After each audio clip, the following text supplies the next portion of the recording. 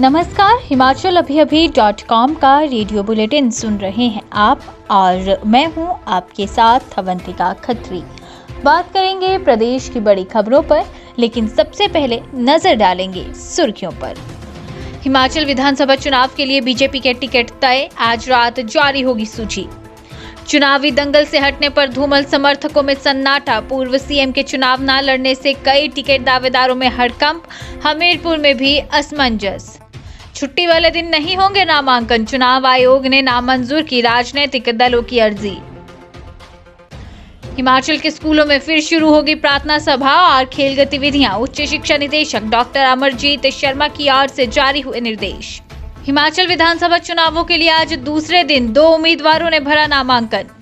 हिमाचल के कई भागों में 3 दिन तक मौसम खराब, चंद्रा घाटी में ओलावृष्टि, कोकसर में बर्फबारी। अब खबरें विस्तार से। हिमाचल प्रदेश विधानसभा चुनावों के लिए बीजेपी ने प्रत्याशियों के नाम तय कर दिए हैं। पार्टी आज रात 10 से 11 बजे के बीच प्रदेश की सभी 68 विधानसभा सीटों के लिए प्रत्याशियों की घोषणा करेगी। प्रदेश बीजेपी उपाध्यक्ष राजीव भारद्वाज ने ये जानकारी दी। उन्होंने कहा कि टिकट तय करने के लिए प्रदेश चुनाव समिति की 2 बैठकें हो चुकी हैं। मंगलवार देर शाम को संसदीय बोर्ड की बैठक में टिकटों पर अंतिम मुहर लगाई जाएगी। पार्लियामेंट्री बोर्ड की बैठक में पीएम मोदी के साथ सिर्फ गृह मंत्री अमित शाह और बीजेपी के राष्ट्रीय अध्यक्ष जेपी नड्डा ही शामिल होंगे। पूर्व सीएम प्रेम कुमार धूमल इस बार विधानसभा चुनाव नहीं लड़ेंगे, लेकिन इस वजह से उनके समर्थकों में सन्नाटा पसर गया है। सुजानपुर और हमीरपुर से चुनाव लड़ने की अटकलों के बीच धूमल 2 दिन पहले जब चुनाव समिति की बैठक में हिस्सा लेने के लिए दिल्ली रवाना हुए थे, तो यही संभावना जताई जा रही थी कि वो हमीरपुर या सुजानपुर विधानसभा क्षेत्र में से एक जगह के उम्मीदवार होंगे। लेकिन बीते रोज चुनाव समिति की बैठक में उम्मीदवारों के चयन को लेकर जो चर्चा हुई, उसमें ऐसी क्या वजह बनी कि धूमल के चुनाव नहीं लड़ने का ऐलान हुआ, ये अभी तक कोई नहीं जानता। वहीं अभी इस बात को लेकर चर्चा शुरू हो गई है कि पार्टी के चुनाव प्रचार में धूमल का योगदान क्या रहेगा। सत्ता में वापसी को लेकर प्रदेश में धूमल की मौजूदगी को नजरअंदाज तो नहीं किया जा सकता है, लेकिन अब इस घटनाक्रम के बाद कई तरह की अटकलों का दौर शुरू हो चुका है। हिमाचल प्रदेश में विधानसभा चुनावों के लिए छुट्टी के दिन नामांकन भरने की अर्जी को चुनाव आयोग ने नामंजूर कर दिया है। बीजेपी, कांग्रेस और माकपा समेत अन्य राजनीतिक दलों ने चुनाव आयोग को पत्र लिखा था, जिसमें 22 से 24 अक्टूबर तक सार्वजनिक अवकाश के कारण नामांकन न कर पाने की बात की थी। साथ ही चुनाव आयोग से अनुमति मांगी गई थी कि छुट्टी वाले दिन नामांकन भरने की अनुमति प्रदान की जाए। मुख्य निर्वाचन कार्यालय हिमाचल प्रदेश ने पार्टियों की ये अर्जी दिल्ली में चुनाव आयोग के मुख्य कार्यालय को भेज दी थी। दिल्ली से पार्टियों द्वारा भेजी गई अर्जी का जवाब चुनाव आयोग ने दे दिया है। चुनाव आयोग ने साफ लिखा है कि छुट्टी वाले दिन नामांकन भरने की मंजूरी नहीं दी जा सकती है, ये नियमों के खिलाफ है।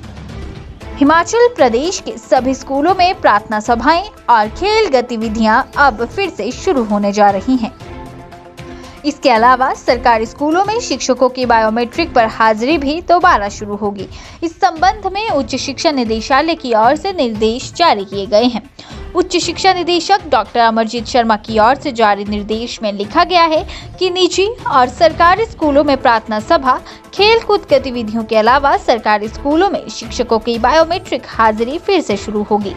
प्रदेश में कोरोना वायरस के मामले बढ़ने पर मार्च 2020 के बाद इन गतिविधियों पर रोक लगा दी गई थी। अब जबकि कोरोना के मामलों में कमी आई है और स्कूल और कॉलेज को नियमित रूप से शुरू हुए काफी समय भी हो चुका है, तो ऐसे में स्कूल और कॉलेज में प्रार्थना सभा, खेल कूद गतिविधियों के अलावा शिक्षकों को बायोमेट्रिक हाजिरी फिर से शुरू करने के निर्देश जारी कर दिए गए हैं।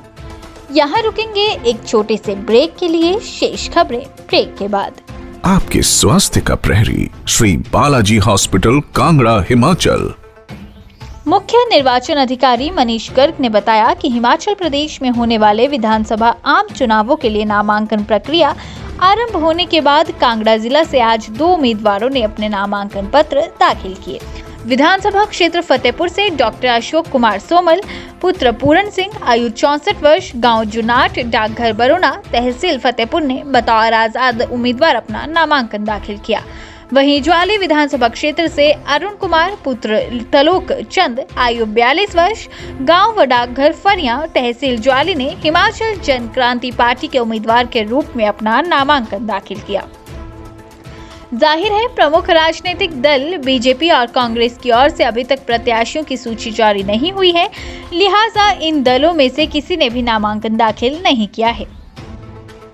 हिमाचल प्रदेश के कई भागों में 3 दिनों तक मौसम खराब रहने का पूर्वानुमान है। मौसम विज्ञान केंद्र शिमला ने 18 से 20 अक्टूबर तक प्रदेश के कई भागों में बारिश की संभावना जताई है।